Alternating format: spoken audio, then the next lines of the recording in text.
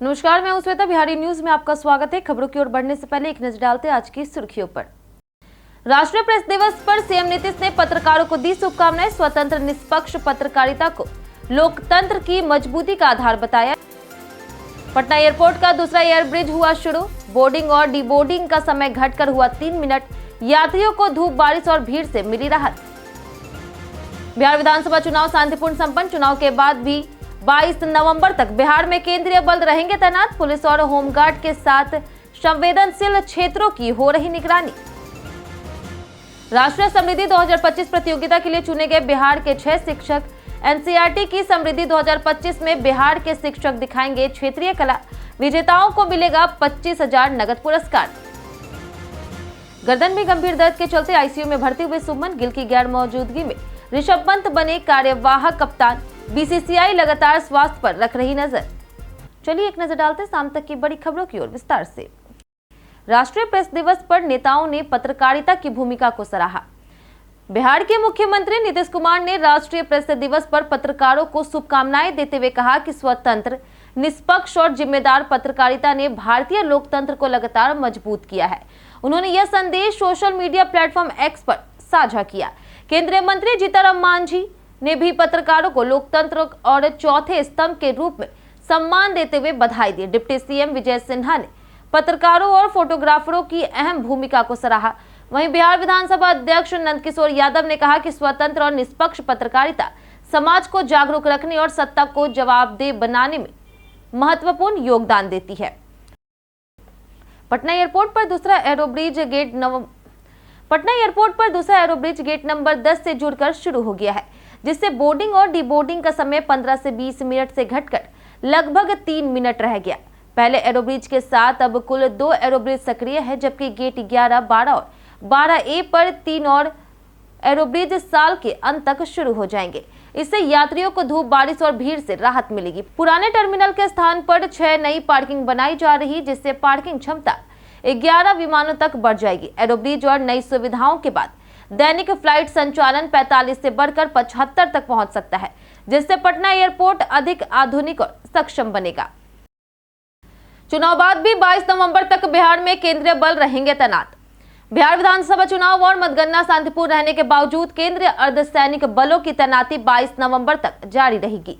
चुनावी रंजिश और संभावित तनाव को देखते हुए एसएसबी, सीआरपीएफ, सीआईएसएफ सहित करीब 2000 कंपनियों को अभी वापस नहीं भेजा गया।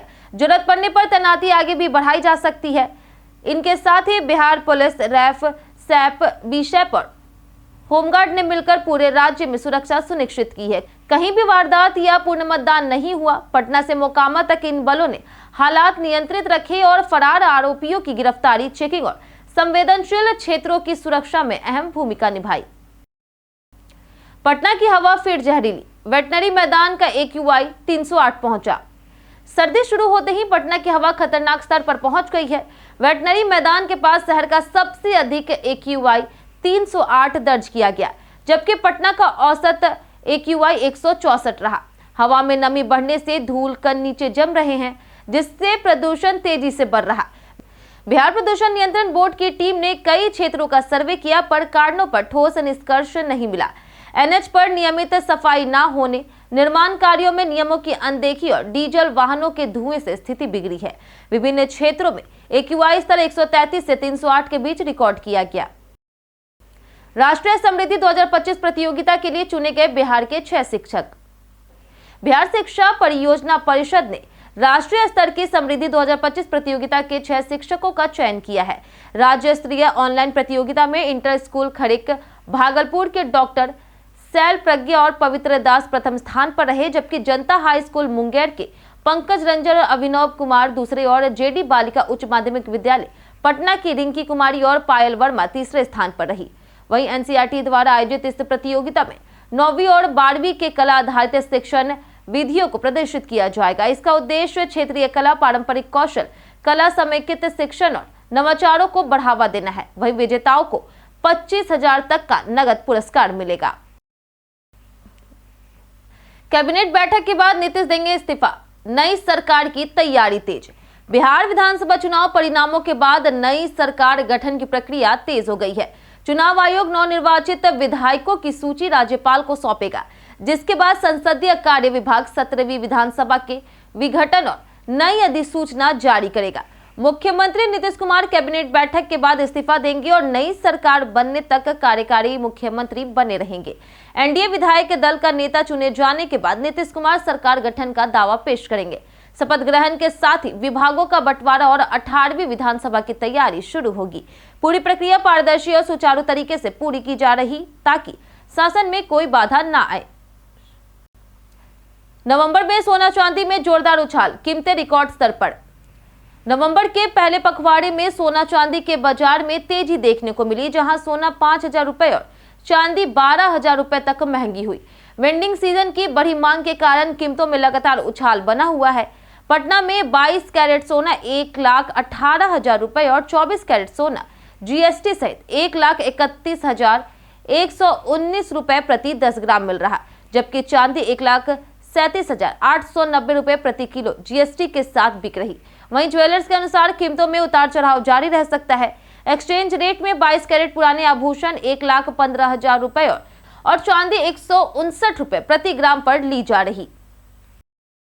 रोहनी आचार्य का भावुक पोस्ट, लालू परिवार में बढ़ा तनाव।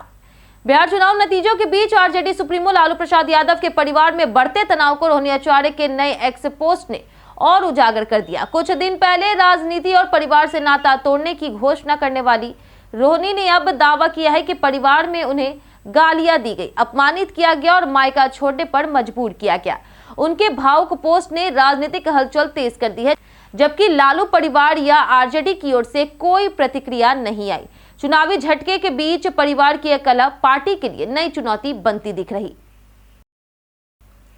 शरद पवार ने निर्वाचन आयोग से किए सवाल। बिहार विधानसभा चुनाव में एनडीए की जीत पर अब राष्ट्रीय स्तर पर राजनीतिक बहस तेज हो गई है। शरद पवार ने निर्वाचन आयोग से सवाल किया कि चुनाव के दौरान महिलाओं के खाते में पैसे ट्रांसफर की अनुमति कैसे दी गई। उनका दावा है कि महिला रोजगार योजना के तहत 10,000 रुपए की सहायता ने महिलाओं में भारी समर्थन पैदा किया, जो एनडीए की जीत का निर्णायक कारण बना। पवार ने इसे लोकतांत्रिक प्रक्रिया पर असर डालने वाला कदम बताया और चेतावनी दी कि यदि यह मॉडल सफल माना गया तो भविष्य के चुनाव भी ऐसी योजनाओं से प्रभावित हो सकते हैं। बिहार में मुख्यमंत्री पद पर कोई वैकेंसी नहीं, ललन सिंह। जदयू नेता और केंद्रीय मंत्री ललन सिंह ने नीतीश कुमार से मुलाकात के बाद स्पष्ट कहा कि बिहार में मुख्यमंत्री पद की कोई वैकेंसी नहीं है और नीतीश कुमार ही मुख्यमंत्री थे, हैं और रहेंगे। उन्होंने एनडीए की ऐतिहासिक जीत को नीतीश के नेतृत्व, विकास कार्य और सुशासन पर जनता के भरोसे का परिणाम बताया। महागठबंधन की करारी हार को उन्होंने कमजोर नेतृत्व और राज्य की समझ के अभाव का नतीजा कहा। ललन सिंह ने सड़क, स्वास्थ्य, शिक्षा और कानून व्यवस्था में हुए सुधारों का हवाला देते हुए कहा कि बिहार ने स्थिरता और अनुभवी नेतृत्व को वोट दिया है। टीएमसी सांसद शत्रुघ्न सिन्हा ने सीएम नीतीश की जीत को बताया जनता का फैसला। टीएमसी सांसद और अभिनेता शत्रुघ्न सिन्हा ने बिहार चुनाव 2025 में एनडीए की जीत पर मुख्यमंत्री नीतीश कुमार को बधाई दी और कहा कि बिहार को वही सरकार मिली है जिसका वह हकदार था। उन्होंने अपने संदेश में नीतीश कुमार को भरोसेमंद, लोकप्रिय, अनुभवी और बिहार के सबसे लंबे समय तक सेवा देने वाले नेता बताया। शत्रुघ्न सिन्हा ने कहा कि जनता ने सही नेतृत्व पर भरोसा जताया है, जिसने लगातार राज्य की उम्मीदों पर खरा उतरकर विकास किया है। उन्होंने सीएम नीतीश की सभ्य और सरल छवि की भी सराहना की और इससे जीत का श्रेय एनडीए के सभी सहयोगी दलों को दिया। कांग्रेस के आरोपों पर आयोग ने बताया वोटर बढ़ने का कारण।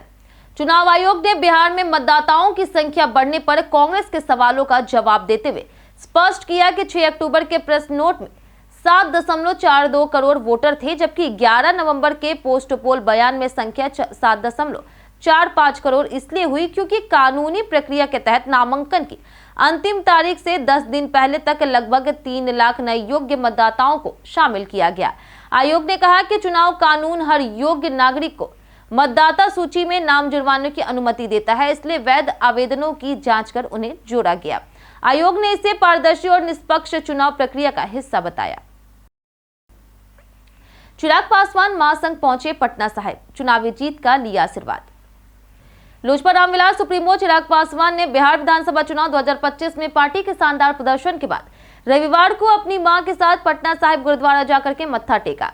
उन्होंने इस जीत को जनता का आशीर्वाद बताते हुए कहा कि लोजपा रामविलास पर भरोसा दिखाने के लिए वे आभारी हैं, क्योंकि पार्टी ने इस बार 19 सीटों पर महत्वपूर्ण जीत दर्ज की है। चुनाव परिणाम आने के बाद यह उनका पहला सार्वजनिक दर्शन था। गुरुद्वारा में उन्होंने बिहार में अमन, खुशहाली और प्रगति की कामना की। उनके दौरे के दौरान परिसर में समर्थकों और श्रद्धालुओं की भीड़ उमड़ पड़ी।